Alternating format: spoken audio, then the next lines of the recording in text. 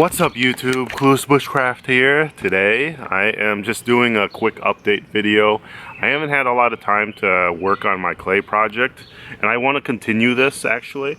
And I've been doing a lot of research. I got a lot of good feedback from my previous video, and today I actually want to take back what I said last video. It wasn't a complete failure. So like, it actually was a pretty nice success because some of these pieces actually got fired and became ceramic, and they were cooked. So let me show you here. So all these pieces is what's left over from my pot that exploded pretty much, but all of these pieces are fired. I can soak this in water and they don't dissolve. And so that actually means that this clay can be fired and can get cooked. I just need to figure out how to get it so that it won't explode, basically. So I just need to do some more experiments and figure things out.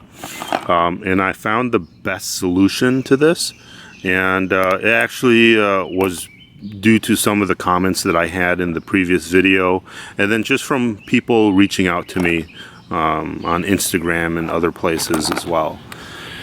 And so after doing quite a lot of research, I figured out that I actually have to add temper to my clay. And temper is sort of like just a material to hold and bind the clay together.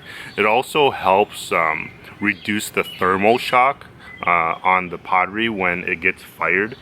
And there's a lot of other uses for what temper is, but that's just the basics of temper, I suppose, and what I've learned.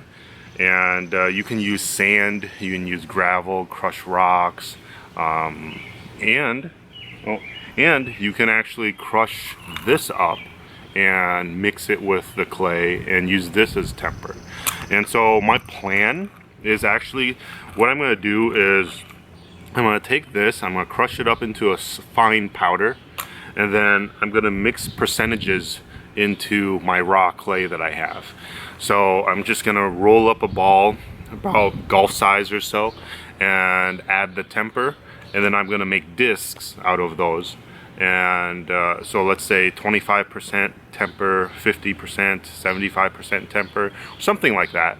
And I'm going to play around with the mixtures and the ratios, I suppose, and then make sure that it's completely bone dry, and then fire those discs.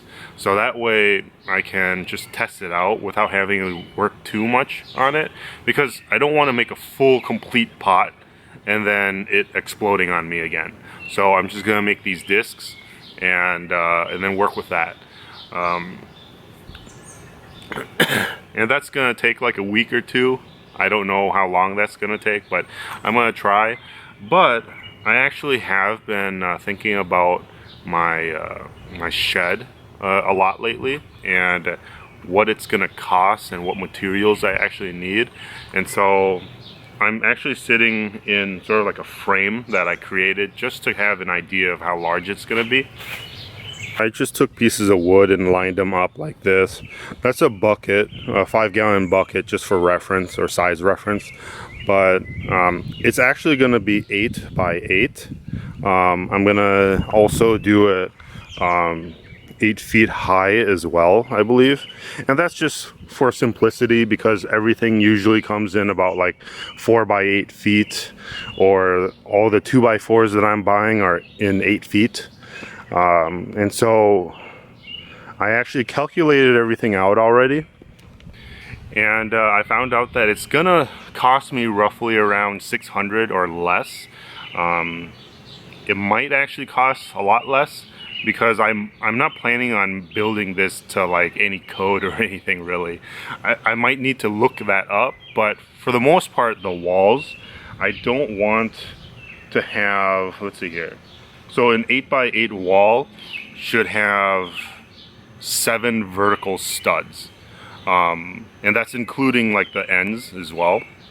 And I calculated everything out, and I don't really need that many like studs in the middle of the wall, and so just to kind of save on costs and everything like that, I might just work something out where I don't need to use as many studs. And the location of where I'm going to build it though isn't going to be right here. It's actually going to be closer to my wood stove, or not wood stove, but my stone oven. So this here, this is the stone oven.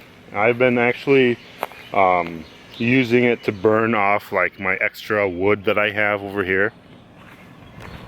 But all of this right here, I'm gonna clean up and move it, and then I'm gonna clear up this area, and I'm gonna be building the shed right here because the neighbor's shed is right behind this area.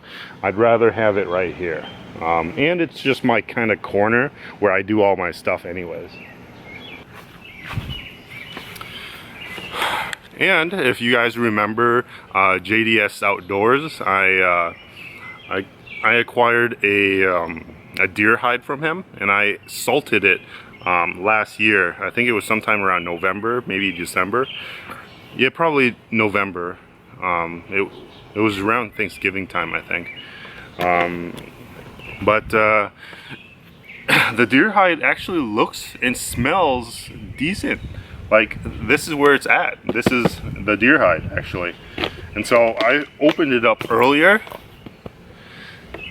and yeah, it's like, it doesn't smell awful or anything, and it feels like really dry, and I think I salted it pretty well too, actually.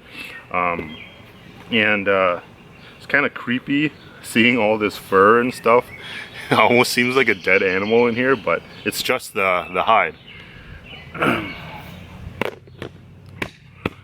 I actually don't know when I'm going to be working on this. I really want to, but there's so many projects that I want to do. It's kind of hard to figure out which one to do first and such.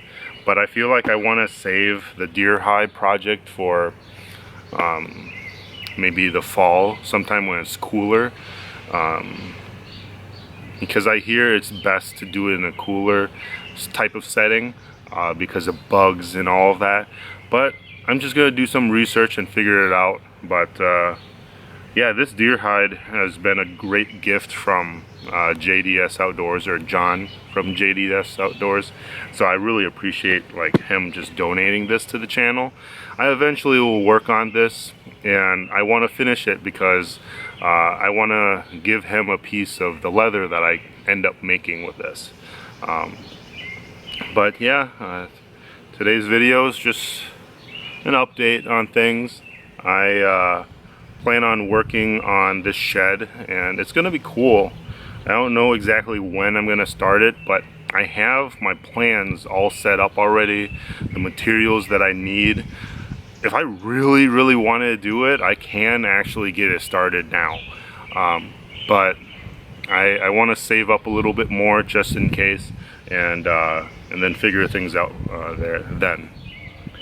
But I have been going to the gym like daily. I've been feeling really great.